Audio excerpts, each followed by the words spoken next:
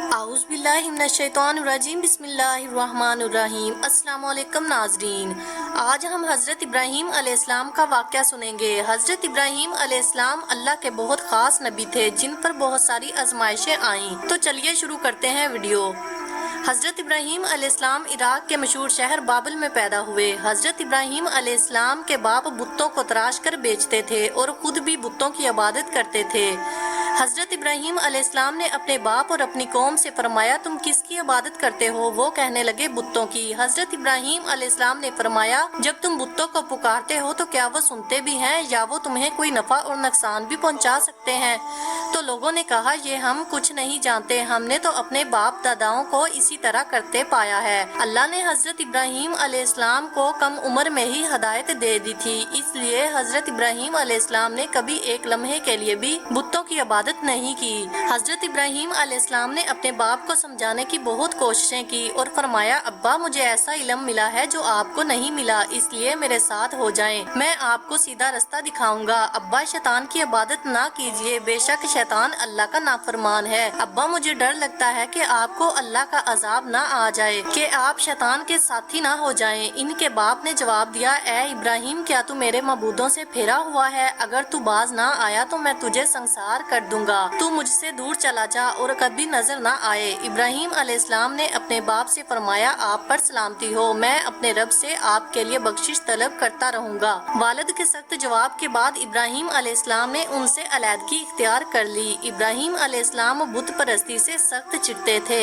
عید کے دن ان کے قوم کے لوگ کھانا پکا کر معبودوں کے سامنے رکھتے تھے، پھر شہر کے باہر ایک میدان میں جمع ہوتے، وہاں کھیلتے کودتے اور خوشیاں مناتے، شام کو گھروں کی طرف آتے، صبح بتوں کے پاس جو کھانا رکھ جاتے تھے اس کو آ کر اٹھاتے اور تبرک سمجھ کر کھا جاتے۔ اس دفعہ جب عید کا دن آیا تو سب تیار ہو گئے، پھر ابراہیم علیہ السلام تیار نہیں ہوئے۔ وہ لوگ جانے سے پہلے ابراہیم علیہ السلام کے پاس آئے اور پوچھا، کیا آپ ہمارے ساتھ نہیں جائیں گے؟ ابراہیم علیہ السلام نے آسمان کی طرف نگاہ کی اور فرمایا، میں بیمار ہوں۔ وہ لوگ ابراہیم علیہ السلام کو چھوڑ کر چلے گئے۔ پھر ابراہیم علیہ السلام ان بتوں کے پاس گئے، دیکھا کہ ان کے سامنے کھانا پڑا ہے اور ان بتوں نے اس کھانے کو چھوا تک نہ تھا۔ ابراہیم علیہ السلام نے انہیں مخاطب کر کے کہا، یہ اتنا کھانا تمہارے سامنے پڑا ہے، تم اس کو کھاتے کیوں نہیں؟ تمہیں کیا ہو گیا ہے کہ بات تک نہیں کرتے؟ ابراہیم علیہ السلام نے پھر پوری طاقت سے کہا، یہ اتنا کھانا تمہارے سامنے پڑا ہے، تم اس کو کھاتے کیوں نہیں؟ تمہیں کیا ہو گیا ہے کہ بات تک نہیں کرتے؟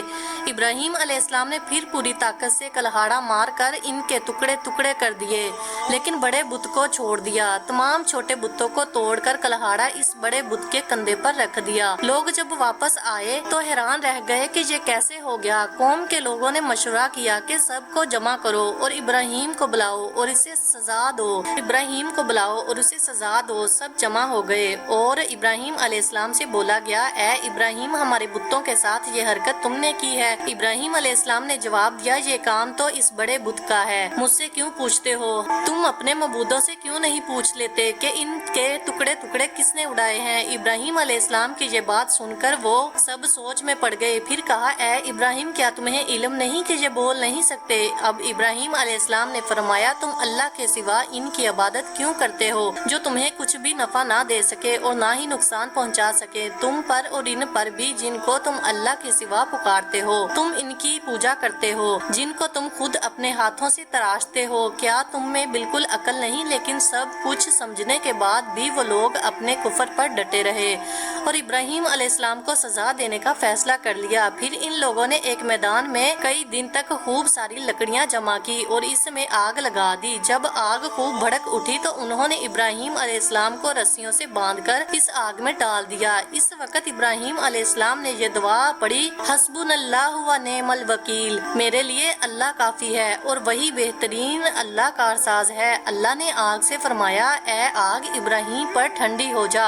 اور سلامتی والی ہو جا۔ چنانچہ جب ابراہیم علیہ السلام کو آگ میں ڈالا گیا تو وہ ٹھنڈی ہو گئی۔ آگ بھی اللہ کے حکم کے بغیر نہیں جلا سکتی تھی، اس لیے کیونکہ یہ بھی اللہ کی مخلوق ہے اور اس کی قدرت بھی اللہ کے پاس ہے، اس لیے جب آگ کو اللہ کی طرف سے ٹھنڈا ہونے کا حکم ہوا تو وہ ٹھنڈی ہو گئی۔ آگ نے نہ صرف ابراہیم علیہ السلام کے کپڑے جلائے اور نہ جسم کے کسی حصے کو نقصان پہنچایا، صرف وہ رسیاں جلائیں۔ آئیں جن سے آپ کو باندھا گیا تھا۔ لوگ آگ کے آس پاس ابراہیم علیہ السلام کو جلتا ہوا دیکھنے کے لیے کھڑے تھے، لیکن وہ یہ دیکھ کر حیران رہ گئے کہ ابراہیم علیہ السلام بڑے ناز سے آگ کے درمیان بیٹھے ہیں۔ لوگ اس معجزے کو دیکھ کر حیران زدہ ہو گئے۔ اتنا بڑا معجزہ دیکھنے کے بعد بھی لوط علیہ السلام کے سوا کوئی ایمان نہیں لایا۔ پورے بابل شہر کے لوگ کفر ہی پر ڈٹے رہے۔ ابراہیم علیہ السلام ان کا یہ رویہ دیکھ کر نا امید ہو گئے کہ اس سے بڑھ کر یہ کون سا معجزہ دیکھنا چاہتے ہیں۔ اس وقت بابل پر نمرود نامی بادشاہ کی حکومت تھی۔ جب اس کے پاس اس معجزے کی خبر پہنچی تو اس نے اپنے دربار میں ابراہیم علیہ السلام کو پیش کرنے کا حکم دیا۔ اس نے ابراہیم علیہ السلام سے ان کے رب کے بارے میں پوچھا۔ ابراہیم علیہ السلام نے جواب دیا، میرا رب وہ ہے جو زندہ کرتا ہے اور مارتا ہے۔ جواب میں اس نے کہا، میں بھی زندہ کرتا ہوں اور مارتا ہوں۔ اس نے حکم دیا کہ جیل سے 2 آدمیوں کو لے آؤ۔ پھر اس نے ایک کو قتل کرنے کا حکم دیا اور دوسرے کو معاف کر دیا اور کہنے لگا کہ دیکھ لو، میرے حکم سے لوگ مرتے ہیں اور میرے حکم سے انہیں زندگی ملتی ہے۔ اس پر ابراہیم علیہ السلام نے کہا، بے شک اللہ سورج کو مشرق سے لاتا ہے اور اس کو مغرب سے لے جاتا ہے۔ اس پر نمرود کے پاس کوئی جواب نہ تھا۔ پھر اس نے ابراہیم علیہ السلام کو شہر سے نکل جانے کا حکم دیا۔ ابراہیم علیہ السلام عراق کو چھوڑ کر شام کی طرف چل دیے۔ یہاں پر انہوں نے اپنی چچا کی بیٹی سارہ علیہ السلام سے شادی کی اور یہیں رہنے لگے۔ اس شہر کے لوگ بتوں کی پوجا نہیں کرتے تھے بلکہ ستاروں کو پوجتے تھے۔ یہ لوگ رات کو عبادت کرتے تھے کیونکہ ستارے رات کو دکھتے ہیں۔ ایک رات ابراہیم علیہ السلام ان لوگوں کے ساتھ نکلے اور ایک چمکتے ہوئے تارے کو دیکھ کر مذاق میں بولے کہ یہ میرا رب ہے۔ پھر جب وہ تارا چھپ گیا تو بولے کہ یہ میرا رب کیسے ہو سکتا ہے۔ اگلی رات انہوں نے چاند کو دیکھ کر بولا، یہ میرا رب ہے۔ پھر جب دن ہوا اور چاند چھپ گیا تو بولے، یہ رب کیسے ہو سکتا ہے۔ اگر دن کے وقت کسی کو اپنے رب کی حاجت ہوگی تو وہ کیا کرے گا۔ ان باتوں سے ابراہیم علیہ السلام ان لوگوں کو غور و فکر کی دعوت دے رہے تھے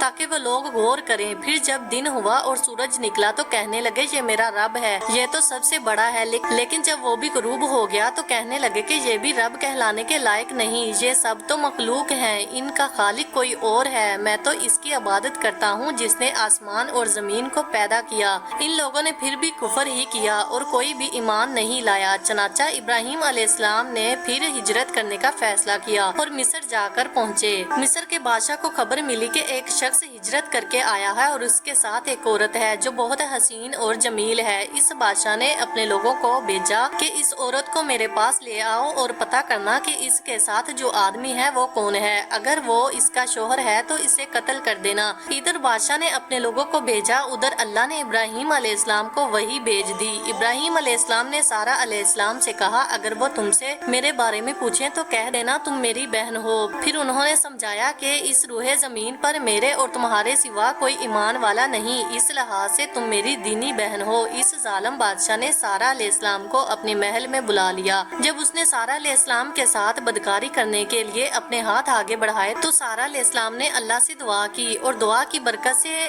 اس بادشاہ کا ہاتھ جم گیا اور بری طرح چیخنے لگا اور اس کے سارے ملازم آ گئے۔ یہ دیکھ کر سارہ علیہ السلام ڈر گئی اور سوچا کہ اگر یہ مر گیا تو لوگ یہ سمجھیں گے کہ میں نے اسے قتل کیا ہے۔ پھر انہوں نے اسے نجات دینے کے لیے اللہ سے دعا کی اور اس بادشاہ کا ہاتھ ٹھیک ہو گیا۔ پھر اس نے پھر سے وہی حرکت کی، اس کا ہاتھ پھر جم گیا۔ ایسا 3 مرتبہ ہوا اور آخری بار اس نے سارہ علیہ السلام سے وعدہ کیا کہ اب کی بار اگر تو مجھے اس مصیبت سے نجات دلائے گی تو میں تجھے چھوڑ دوں گا۔ پھر سارہ علیہ السلام نے اللہ سے دعا کی اور وہ ٹھیک ہو گیا۔ پھر اس نے سارہ علیہ السلام کو عزت سے رہا کر دیا اور ان کی خدمت کے لیے اپنی بیٹی ہاجرہ کو ان کے ساتھ کر دیا۔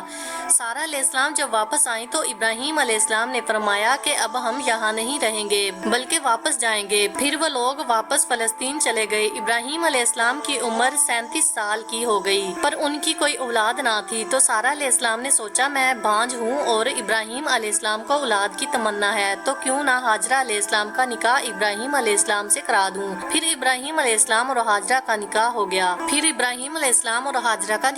گیا۔ اللہ نے ابراہیم کی اولاد کی دعا قبول کر لی اور بیٹے اسماعیل سے نوازا۔ پھر اللہ کا حکم ہوا کہ اپنی بیوی ہاجرہ اور بیٹے اسماعیل کو لے کر مکہ روانہ ہو جائیں۔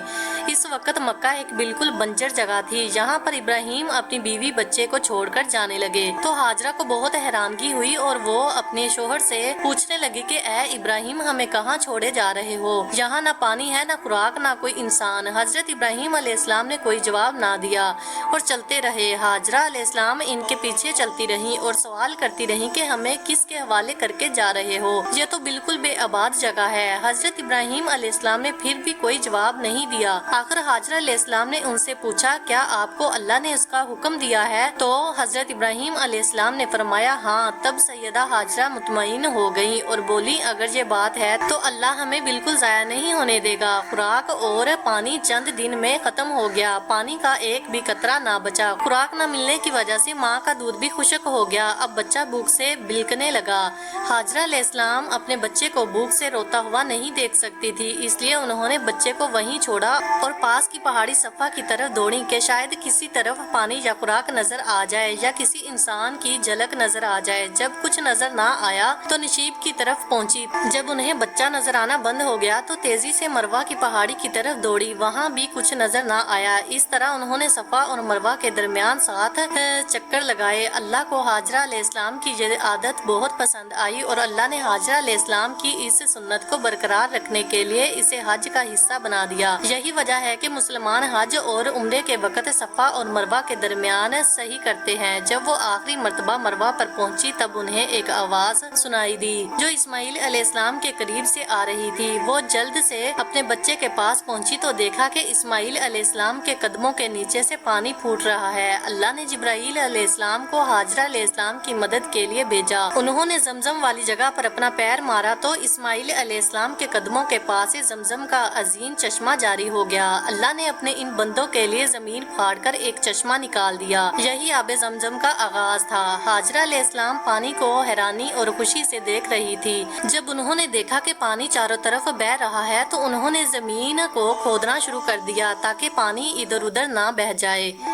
پھر انہوں نے اس گڑھے کے چاروں طرف پتھر رکھ دیے اور بولی، زمزم یعنی رک جا، یعنی نبی کریم صلی اللہ علیہ وسلم کا فرمان ہے، اللہ اسماعیل علیہ السلام کی والدہ پر رحم فرمائے۔ اگر وہ جلد بازی سے کام نہ لیتی تو زمزم ایک بہنے والا چشمہ ہوتا۔ ہاجرہ علیہ السلام نے حضرت اسماعیل علیہ السلام کو پانی پلایا اور خود بھی پیا۔ بس یہی آب زمزم ان کے کھانے اور پینے کا کام دیتا تھا۔ کچھ ہی دنوں میں ہجرت کرنے والے ایک قبیلہ پانی کی تلاش میں وہاں پہنچا۔ انہوں نے ہاجرہ علیہ السلام سے وہاں پڑاؤ ڈالنے کی اجازت مانگی۔ ہاجرہ علیہ السلام نے فرمایا، ٹھیک ہے، لیکن آپ کو اجرت ادا کرنی ہوگی۔ قبیلے کے لیے یہ سستا سودا تھا۔ انہوں نے فوراً حامی بھر لی۔ اس طرح وہاں رہائش شروع ہو گئی اور اسماعیل علیہ السلام وہاں پرورش پانے لگے۔ اس قبیلے کی مکہ میں رہائش ابراہیم علیہ السلام کی دعا کا نتیجہ تھی۔ جب ابراہیم علیہ السلام نے اپنے بیوی بچوں کو بنجر جگہ پر چھوڑا تھا تو یہ دعا مانگی تھی کہ اے ہمارے پروردگار، میں نے اپنی کچھ اولاد اس بے آباد جنگل میں تیرے گھر کے پاس بسائی ہے، یہ اس لیے کہ وہ نماز قائم کریں۔ بس تو کچھ لوگوں کے دلوں کو ان کی طرف مائل کر اور انہیں پھلوں کی روزیاں عطا فرما تاکہ یہ شکر گزاری کریں۔ دن گزرتے رہے اور اسماعیل علیہ السلام مکہ میں بڑے ہوتے رہے۔ ابراہیم علیہ السلام ہر سال 1-2 بار اپنے گھرانے کی دیکھ بھال کے لیے چکر لگاتے رہے۔ جب اسماعیل علیہ السلام نے ہوش سنبھالا تو ایک بار پھر آزمائش کا وقت آ گیا۔ ابراہیم علیہ السلام نے خواب میں دیکھا کہ وہ اسماعیل علیہ السلام کو ذبح کر رہے ہیں۔ ان کی نیند کھل گئی۔ ابراہیم علیہ السلام جانتے تھے کہ انبیاؤں کے خواب اللہ کی طرف سے وحی ہوتے ہیں، لہٰذا انہوں نے اس خواب کے مطابق عمل کرنے کا ارادہ کر لیا۔ ابراہیم علیہ السلام نے اسماعیل علیہ السلام سے فرمایا، میرے بیٹے، میں نے خواب میں دیکھا ہے کہ میں تمہیں ذبح کر رہا ہوں، اب تم بتاؤ کہ تمہاری کیا رائے ہے؟ اسماعیل علیہ السلام نے فرمایا، اے ابا جان، آپ کو جو حکم ملا ہے اس کو کر گزریں، انشاءاللہ آپ مجھے صبر کرنے والوں میں پائیں گے۔ دونوں اللہ کا حکم پورا کرنے کے لیے پیش ہو گئے۔ اسماعیل علیہ السلام نے اپنے والد سے فرمایا، جب آپ مجھے ذبح کرنے لگے تو میری پیشانی زمین پر رکھ دیں تاکہ آپ کو میرا چہرہ نہ نظر آئے اور کہیں آپ کے ہاتھ رک نہ جائیں۔ ابراہیم علیہ السلام نے ایسا ہی کیا اور آنکھوں پر پٹی باندھ لی۔ اب انہوں نے چھری پکڑ کر گردن پر چلا دی لیکن چھری نے گردن نہ کاٹی۔ ابراہیم علیہ السلام نے زور لگایا تو انہیں ایک دمبے کی آواز آئی۔ ابراہیم علیہ السلام نے حیران ہو کر پٹی کھولی تو دیکھا ایک دمبا کھڑا ہوا ہے اور اسماعیل علیہ السلام دور کھڑے مسکرا رہے ہیں۔ اللہ نے ابراہیم علیہ السلام کو آزمایا اور ابراہیم علیہ السلام اللہ کے ایک حکم پر اپنے اکلوتے بیٹے کو قربان کرنے کے لیے راضی ہو گئے، وہ بھی وہ بیٹا جو انہیں 86 سال کی عمر میں پوری زندگی بے اولاد رہنے کے بعد ملا تھا۔ اللہ ظالم بادشاہ نہیں، اللہ نے ابراہیم علیہ السلام سے ان کے بیٹے کو نہیں چھینا بلکہ جبرائیل علیہ السلام کو بھیج کر اسماعیل علیہ السلام کی جگہ جنت کا ایک خوبصورت دمبا قربان کر دیا۔ اس کے بعد سے اللہ نے دنیا بھر میں ابراہیم علیہ السلام کی اس سنت کو زندہ رکھا اور آج بھی دنیا بھر میں مسلمان حج کے موقع پر قربانی کرتے ہیں تاکہ اللہ کی راہ میں ابراہیم علیہ السلام کی طرح قربانی کرنے کا جذبہ پیدا ہو۔ ایک اکلوتے بیٹے کی قربانی کے لیے تیار ہو جانے کے صلے میں اور سارہ علیہ السلام کی عظمت اور نیکی کے بدلے اللہ نے انہیں ایک اور بیٹے اسحاق علیہ السلام کی خوشخبری دی۔ ابراہیم علیہ السلام تب 120 سال کے تھے اور سارہ علیہ السلام 90 سال کی تھی۔ دونوں پر بڑھاپا طاری ہو چکا تھا۔ اللہ نے یہ خبر سنانے کے لیے فرشتے بھیجے۔ فرشتوں نے ابراہیم علیہ السلام کو سلام کیا اور بیٹے اسحاق علیہ السلام کی خوشخبری دی۔ یہ سن کر سارہ علیہ السلام بہت حیران ہوئی، کہنے لگی کہ میں بچہ جنوں گی حالانکہ میں بانجھ ہوں اور میرے خامد بوڑھے ہو چکے ہیں، یہ تو حیرت کی بات ہے۔ اس پر فرشتوں نے کہا اللہ کے فیصلے پر تعجب نہ کیجیے، یہ تو اللہ کی آپ پر رحمت ہے، بے شک وہ قابل تعریف ہے۔ ابراہیم علیہ السلام اسماعیل علیہ السلام سے ملنے کے لیے مکہ آتے رہے۔ ایک مرتبہ انہوں نے فرمایا اے میرے بیٹے، اللہ تعالیٰ نے مجھے حکم دیا ہے کہ اس مقام پر اللہ کا گھر تعمیر کرنا ہوگا۔ اسماعیل علیہ السلام نے فرمایا میں حاضر ہوں۔ پھر ابراہیم علیہ السلام اور اسماعیل علیہ السلام نے مل کر کعبہ کی تعمیر کی۔ جب وہ بیت اللہ کی بنیادوں کو بلند کر رہے تھے تو دعا مانگ رہے تھے کہ اے ہمارے رب، ہماری محنتوں کو قبول فرما، تو دعا کو سننے والے جاننے والا ہے اور ہمیں اپنا فرما بردار بنا، ہماری اولاد میں سے بھی ایک فرما بردار گروہ بنا اور ہمیں عبادت کا طریقہ سکھا اور ہم پر رجوع فرما، کیونکہ تو ہی توبہ قبول کرنے والا ہے اور رحم فرمانے والا ہے۔ اے ہمارے رب، ان پر انہی لوگوں میں سے ایک رسول بھیج جو ان پر تیری آیت کی تلاوت کرے اور تیری کتاب اور حکمت سکھائے اور انہیں پاک کرے، یقیناً تو غالب اور حکمت والا ہے۔ تعمیر کے وقت اللہ نے جنت سے ایک پتھر بھیجا تھا جس کا نام حجر اسود تھا۔ یہ پتھر نہایت سفید تھا۔ اب یہ پتھر لوگوں کے گناہوں کی وجہ سے کالا ہو گیا ہے۔ تعمیر کے وقت ابراہیم علیہ السلام ایک پتھر پر کھڑے ہوئے اور ننگے پیر تھے۔ اسی وقت پتھر پگھل گیا اور پتھر پر ان کے پیروں کے نشانات آ گئے۔ اسی پتھر کو آج مقام ابراہیم کہا جاتا ہے اور آج بھی لوگ اسے دیکھ سکتے ہیں۔ اس طرح کعبہ تعمیر ہوا۔ اللہ نے ابراہیم علیہ السلام کو حکم دیا کہ لوگوں میں حج کا اعلان کرو۔ اس پر ابراہیم علیہ السلام نے فرمایا اے اللہ، میری آواز بھلا کس کس تک پہنچے گی؟ اللہ نے جواب دیا آپ کے ذمہ آواز لگانا ہے، پہنچانا ہمارا کام ہے۔ پھر ابراہیم علیہ السلام عرفات کے پہاڑ پر چڑھے اور آواز لگائی لوگوں بیت الحرم کا حج کرو۔ اس کی برکت سے اللہ نے بیت الحرم کی محبت لوگوں کے دلوں میں ڈال دی، جس کی وجہ سے آج تک ہر کوئی حج اور عمرہ کی خواہش رکھتا ہے اور ہزاروں لوگ ہر سال بیت اللہ کا حج کرنے کے لیے آتے ہیں۔ ابراہیم علیہ السلام نے 175 سال کی عمر میں وفات پائی۔ ابراہیم علیہ السلام پر بہت آزمائشیں آئیں، پھر ہر معاملے میں ابراہیم علیہ السلام اللہ کے وفادار رہے۔ اس لیے اللہ نے ابراہیم علیہ السلام کو خلیل الرحمن کے لقب سے نوازا، یعنی اللہ کا دوست۔ تو یہ تھا ابراہیم علیہ السلام کا بہترین واقعہ۔ میرے پیارے بہنوں اور بھائیوں، اگر آپ کو یہ ویڈیو اچھی لگی ہو تو پلیز چینل کو سبسکرائب کریں اور ویڈیو کو لائک کریں تاکہ ہماری آنے والی ہر نئی ویڈیو سب سے پہلے آپ تک پہنچ سکے۔ شکریہ۔